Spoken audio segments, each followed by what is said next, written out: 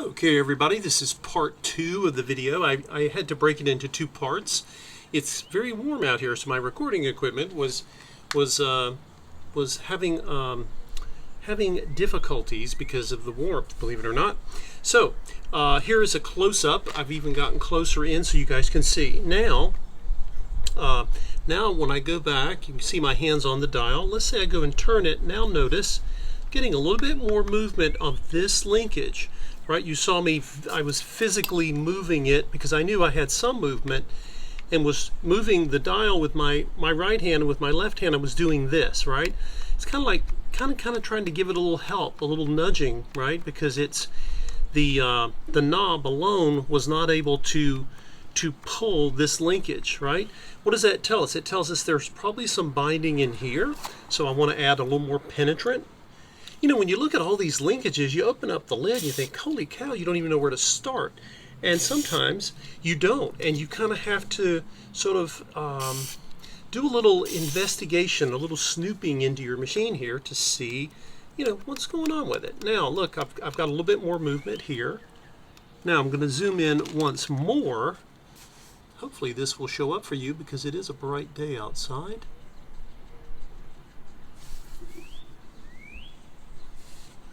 Okay, right, where's my little pointer? I'll use the stick of this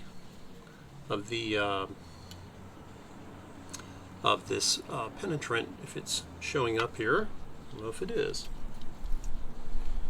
Okay, if you guys see where I'm taking, all you see is my thumb right now. Let's see, I'm going to come back out. Here we go. Okay, if you look to where this is, notice the red sprayer on the can here.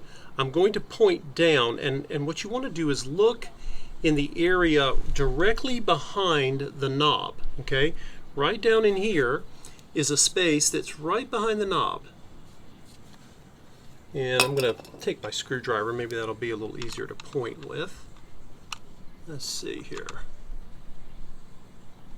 All right, right in here, this linkage here is connected to another linkage, which is connected to a piece right behind the knob. So here's my thumb on the knob, right? And when I move that, I can see moving parts. And now they're moving. I want to get a little bit more of the penetrant. I'm going to have to pan back out so you guys can see a little something here. So again, I'm going back behind the knob again. That's one of the first places I put lubricant, right? Now, look at the movement I'm getting here, guys. See? So right now I'm at sort of the red dot baseline of no stitch length. Now watch as I turn. Notice I'm turning the knob, and I'm getting more movement here. Okay, and by the way, while all of this is moving, guess what else is moving? Change our angle here. This arm right here, now I'm getting movement there. This is coming up. This arm is coming up and down. It wasn't doing very much of that before. That's important. Now I've gotten some more free movement. Why does that matter?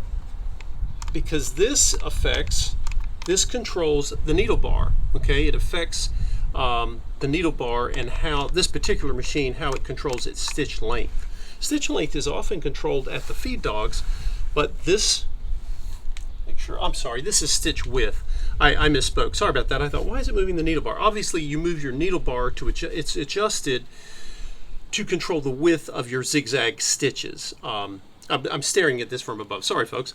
The knob that I've been turning is for width and special stitches. Okay, the one below it, further down, is going to control our stitch length. But that's not the issue we're having up here. Okay, I thought that was odd because usually your stitch width is, if you have zigzag, it's going to be controlled typically from up above to adjust the position of the needle bar. So I'm getting a lot more movement here. Okay. I just heard something else click. Now, if I come up, come down. Oh, no.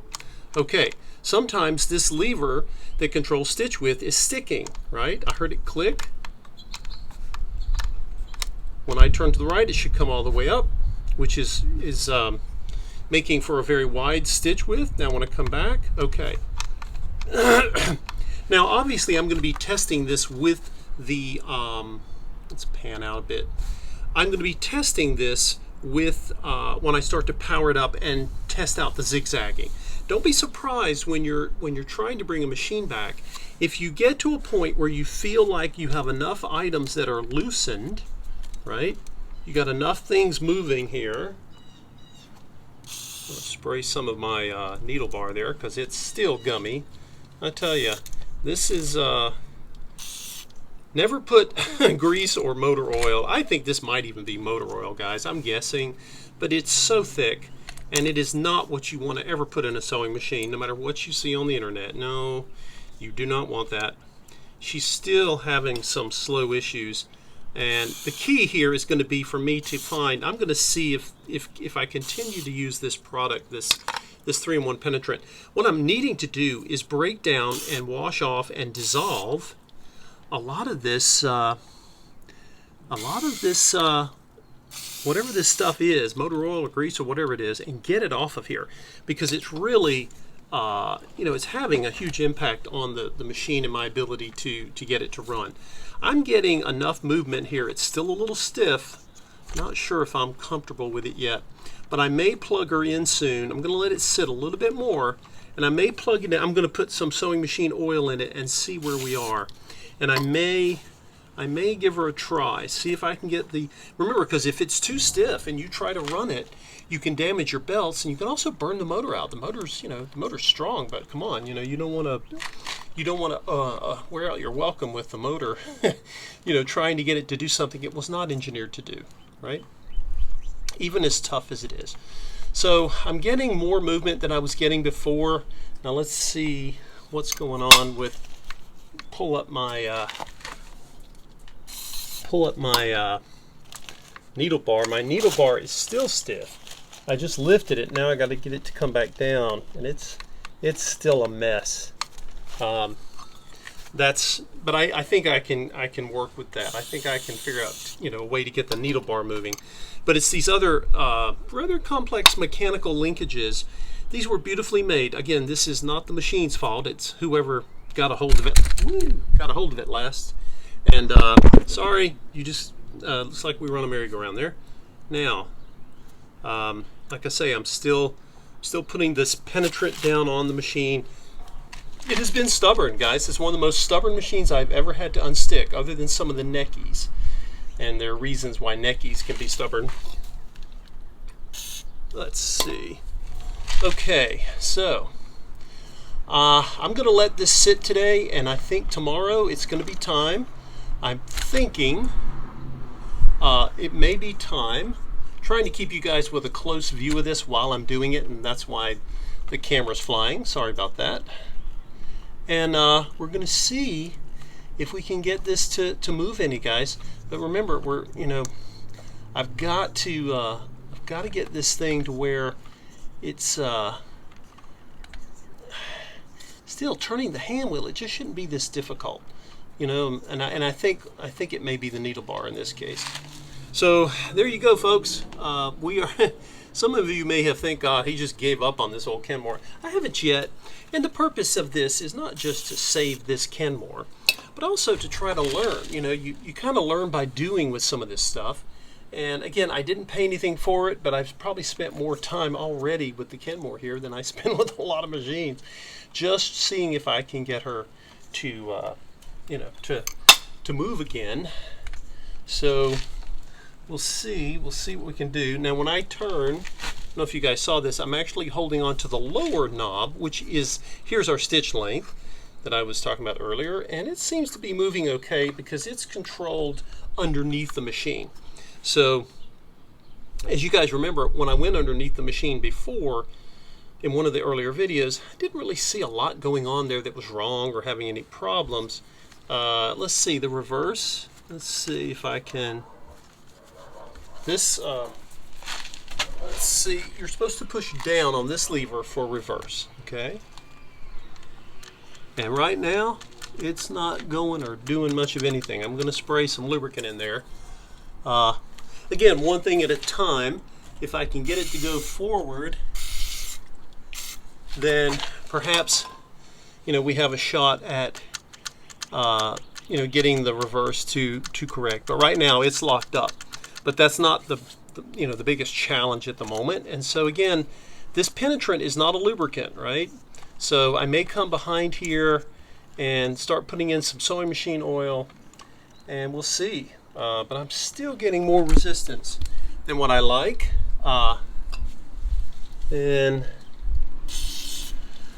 we're going to let her sit a little bit more. In fact, I think I'll put it in the sun and use some solar heat and see if that will help. Heat will sometimes help break down either old sewing machine oil or heavy, thick lubricants. Normally, sewing machine oil is the thick lubricant, and it gets thick by sitting. But in this case, someone has, again, I'm pretty sure somebody has used something in this machine they shouldn't have, and they've certainly made for a lot of, we'll just call it learning opportunities and video opportunities for this channel. Because I love these machines. As I mentioned to you all before, this is literally the 1970s Kenmores, mostly through the mid-70s. I would say 76, maybe a few late 77s. They're the last. And finally, even in the Japanese companies, they started outsourcing to Taiwan, and they also made changes. They could have kept them all metal, but they made changes. Look, there's a little thread remnant. I don't know how that got in there, but who knows. But they started making changes to these machines and started, of course, putting in plastic. But at least they made it that far, because the Europeans and Singer had already given up on all metal machines, sadly, by that point. But the Japanese were still doing it for a while. But there you go, guys. I'm going to give you another view of this. And there it sits, the Kenmore 1581941. And I'll try to keep these little spinning. It looks like a squirrel spinning on a bird feeder. Try to keep that down for you guys. But I wanted you guys to see what I was doing up close. It's very hard to see what people are doing inside of a machine. We'll see how well it picks up on the video. I hope this was helpful. And for those of you who have a machine that's stuck, don't give up. You could have thread remnant problems. And of course, I haven't even started to attend to the issue of the tension assembly. That's the least of our problems right now. But we'll see. We'll see if I can get her to go. If I can get the machine running and build up, like I say, we'll put it in the sun. I'm going to put the plastic back over it, and we'll get the sun on it. In fact, I'll leave the lid off so that these dark parts, maybe they absorb some of the solar heat. And we will try this week, or maybe by the weekend, we'll see if we can try powering it up. I'm going to have to take the pan, the bottom, no, I've got the bottom tray off. I'm going to have to clean up under there with all this penetrant down there and make sure everything's cleaned up. And then we'll plug her in and see if anything happens. So anyway, thank you all for asking. Many of you have remembered that I had this machine, and you can go back and look at the other videos. Tell me if you see any of the progress here, and is it worth it? Is it worth giving this much attention? If nothing else, this is at least helpful, or I hope it is, helpful for those of you who are trying to get your machines running and you're running into roadblocks. Don't give up. Most of you will have problems that are not nearly as severe as this one, but I wanted to show you that even people who've been doing sewing machine restorations for a pretty long time, sometimes we have met our match, and I don't know if I have here yet, but have yet to give up, but we'll see what happens. Thank you everyone for tuning in and visiting the channel. I appreciate it. And like I say, maybe by this weekend we'll see what happens. I'll see if I have a chance to plug her in. And stay tuned. Talk to you later.